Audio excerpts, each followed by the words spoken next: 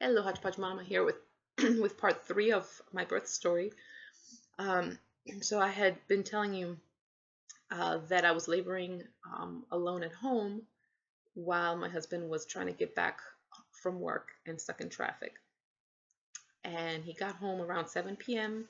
and I wanted him to time my contractions. I had been timing them, but I just wasn't trusting myself. That was a kind of I guess, an unexpected negative side effect of being in labor, that my mental faculties were not all there. I was not in a position to make any serious decisions at that point, which is a really important reason for having a birth plan, because that means you thought about what you want and what you didn't want ahead of time when you were saying, and you were able to think clearly.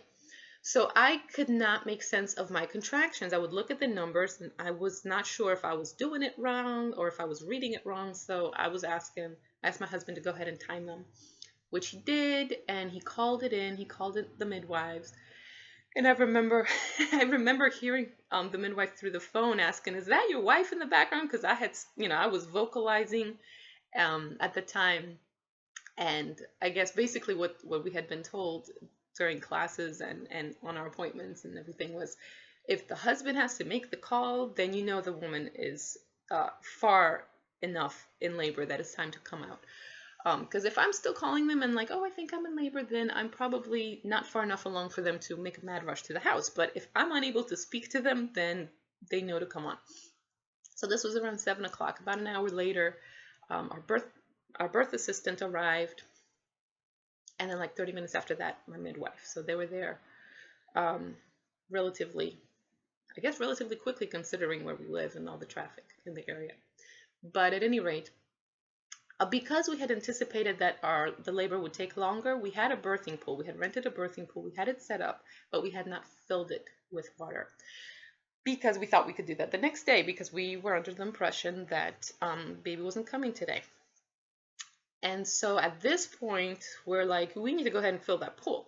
So my husband suggested I get in the shower and try to benefit from some water therapy that way while he's working on the pool. So I thought, great idea, honey. I got in the shower.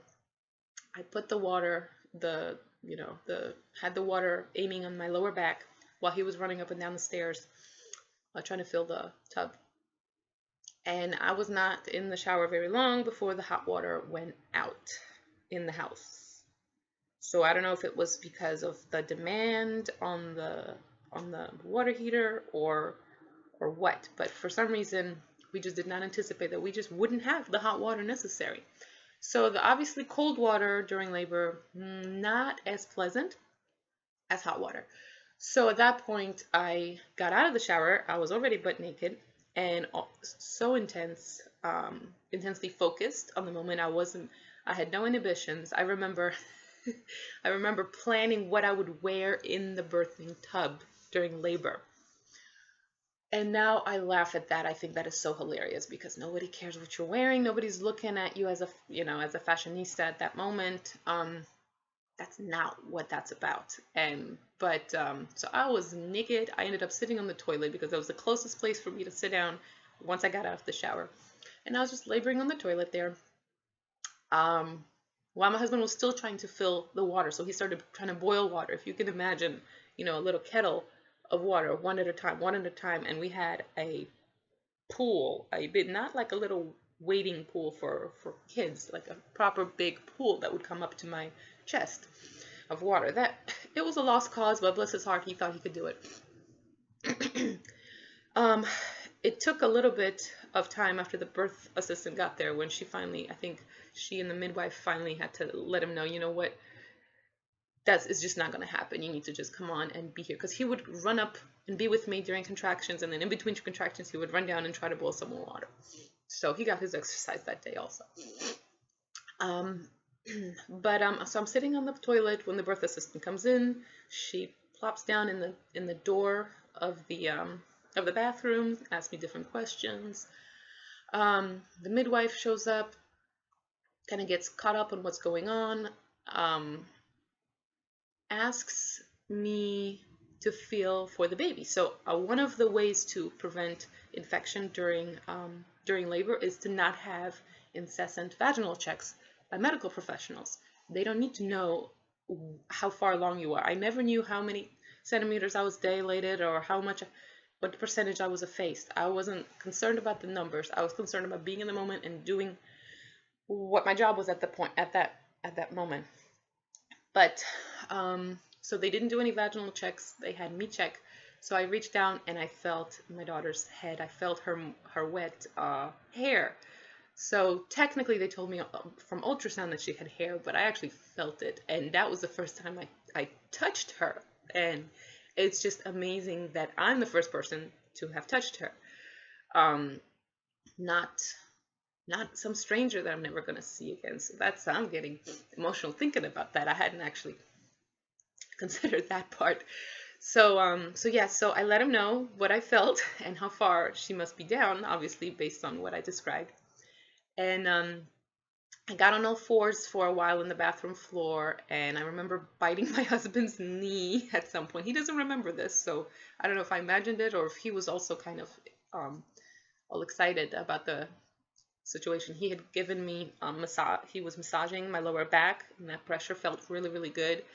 For some reason, I felt most of my contractions in my lower back, but I wasn't having back labor. Like, she was not sunny side up. She came out facing the right way and everything. So I don't know why. That's just where I felt the contractions. I remember being asked if I felt pushy, like if I felt like it was time to push, and I thought that was the most ridiculous question. How would I know that? This is my first baby. How do I know what it feels like to have to push?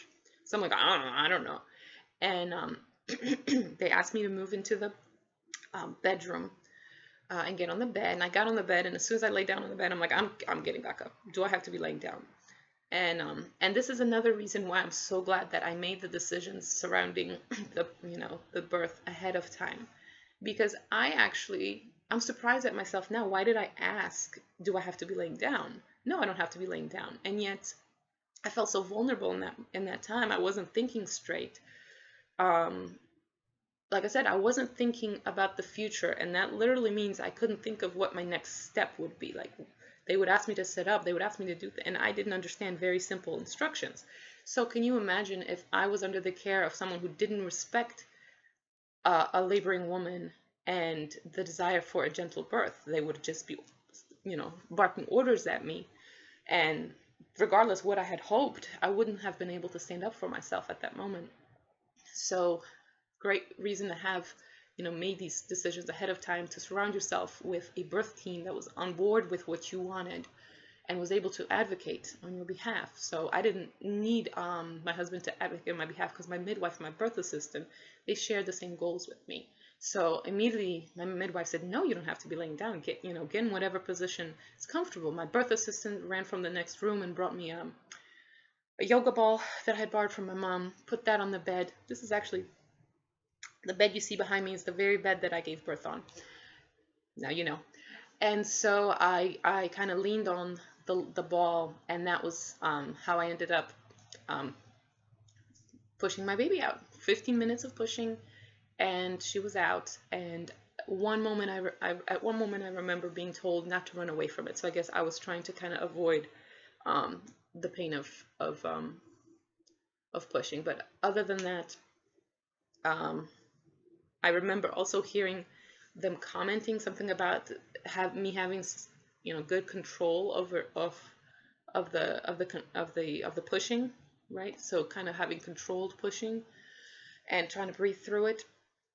And I only had to be asked to lower my voice once. I think I did generally pretty good in keeping my volume low, because if you're going to be vocalizing, you want to be doing that in a low tone, which is very grounding and helps to kind of relax your face, and which automatically whatever happens in the face is what's happening down there during labor. So that was helpful.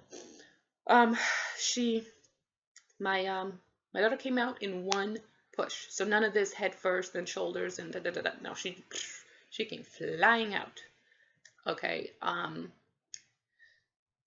I don't know how come, or I don't know whatever, but I don't know if it was good or bad. I did end up tearing a little bit, but I needed only 2 stitches. But she was very little, so I have count my blessings. She was 5 pounds 10 ounces. I mentioned it, I think, in the first part, that I had a concern about the umbilical cord being wrapped around her, and it was wrapped twice around her neck and around her torso. But and I wonder if that was when if that happened when she had twisted, or not twisted, but flipped into position for birth a few weeks earlier, or if it was just part of the birthing process that they get tangled up in there.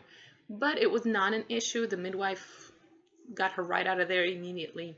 So that was not at all a concern. And then I was helped to lay down on the bed and handed her. And I remember just kind of holding her, and I was in just such a daze where I remember thinking, okay, so this is my kid, right? This is my daughter.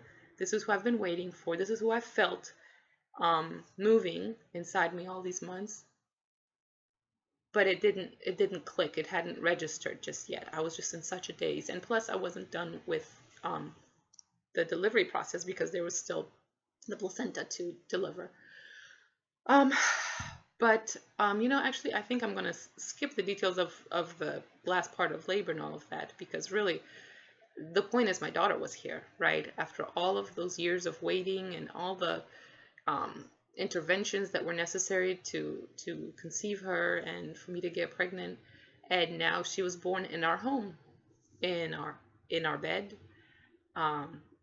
in the comfort of home and family, and being surrounded only by her parents and the two medical assistants. And it was just so nice. Like, we didn't bring her home from the hospital. She was born where she was meant to be. She was born where she belongs, and that really it did balance things out for me. It did kind of make it more natural, I guess. Not natural, not that I don't know what I'm trying to say. It felt really good to have delivered her in that way. She was weighed and measured and all that good stuff right there next to us on the bed. She was never removed from our care. All the paperwork was filled out right there with us holding her. It was either me holding her or my husband holding her. He put her first diaper on. He put her first onesie on. I nursed her, I think, about an hour after giving birth. She just stayed with us. She was born to us and stayed with us, and she was never removed from us, and that's how it should be. And I really, would wish this kind of delivery for any mom that would be willing to go into it like that. I'm gonna go ahead and end here because this is, obviously a long story, but I just wanted to do these videos in commemoration of the 2nd anniversary of giving birth, my daughter's 2nd birthday. And like I said, we'll see if